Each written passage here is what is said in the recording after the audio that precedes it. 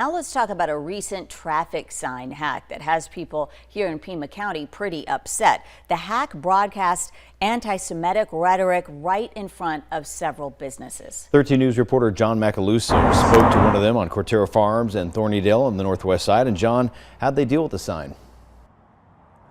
Well, I spoke to Flourish Yoga here, which is just a very small parking lot away from this sign that you see behind me. Now, they say they reached out to county officials to get the sign fixed, and it took them about a day to do so.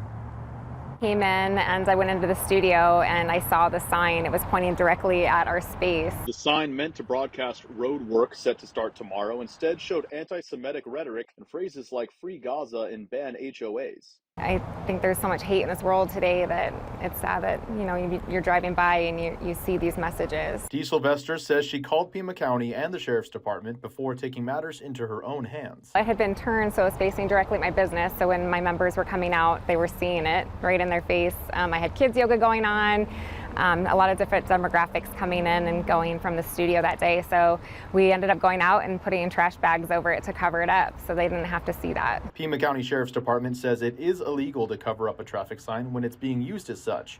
But in this case, and at that time, the sign wasn't being used to control traffic. Because of that, covering the sign wasn't impacting traffic, especially since it wasn't facing traffic at that time anyway. Still, the Sheriff's Department and the county suggest calling them to report when you see a sign that's been hacked, just like Dee Sylvester did. They said that they had been aware there was many complaints and calls about it and that they were looking into it. Now, after the call, it took about a day for the sign to be fixed. And while she's thankful the sign is back to normal, she thinks prevention and reaction could be better. Maybe locking up the box a little bit so people don't have access to it, and then responding to the calls faster. Like if somebody calls and says this is going on, get somebody out right away and turn it off.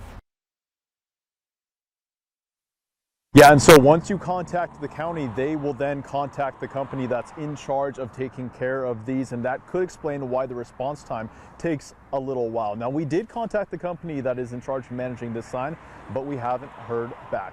Reporting here on Thornydale and Cortero Farms, John Macaluso, 13 News.